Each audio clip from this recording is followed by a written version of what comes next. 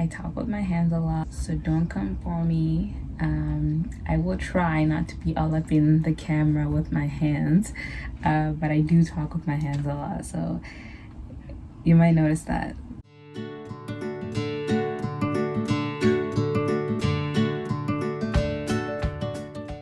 Hi guys, my name is Asia. Welcome to my channel, and if you're already a subscriber, welcome back. So for today's video, we're gonna be talking about, you're gonna get to know me a little bit. So we're gonna talk about becoming a Muslim. Let's get started.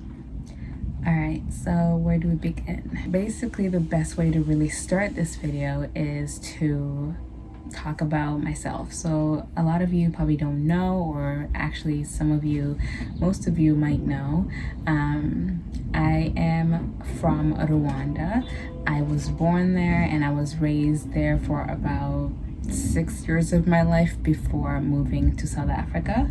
I spent a good amount of time in South Africa and then I moved to Canada. But overall, like, I don't really know Rwanda that much because I was there in the younger parts of my life. Like, I was there from like since I was born to like 6 years old, and then I moved to South Africa after that. So I know more about South Africa than I do about Rwanda itself. But yeah, so with that being said, there's not a lot of Muslims in Rwanda. So my family,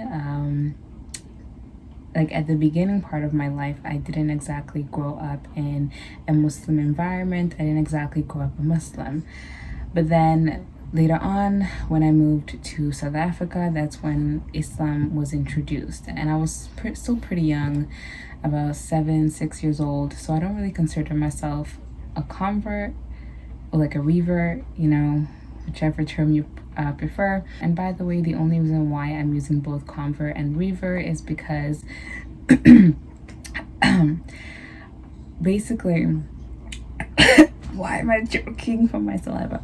Muslims believe that everyone is born a Muslim, everyone is born a believer. Everyone, when they're born, they believe in one God, which is why the term revert is more fitted. But for individuals who do not believe that, a convert would work best.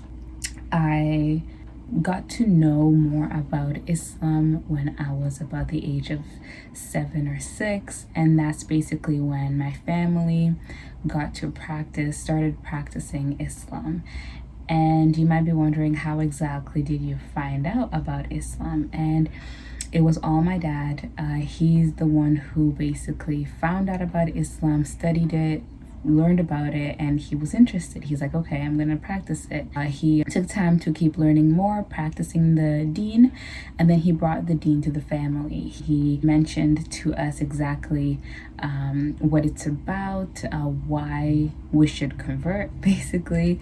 And again, I was young, so I didn't exactly say, no, I don't want to convert, or sure, I guess I'll convert. It was just kind of like my older siblings and my mom, like, if they basically converted, it was like, okay, sure, I'm gonna just go with the flow, right? My dad gave us the time to basically figure out more about the deen ourselves, learn about the deen ourselves, and he didn't exactly push us to become Muslims. It was very natural. It wasn't forced or anything of that sort. So I do respect that and I love that. And even as I grew up, as I started understanding and realizing what Islam is and what it's about, like, I just knew that, like, I felt secure, right?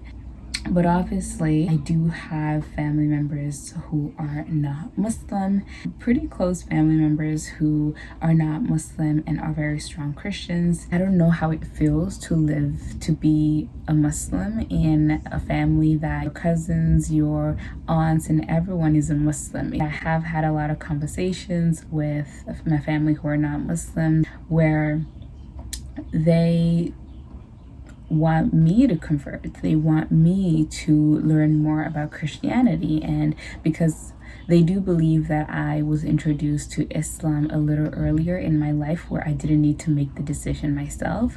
So they believe that if I learned more about Christianity, I would basically believe in it and convert.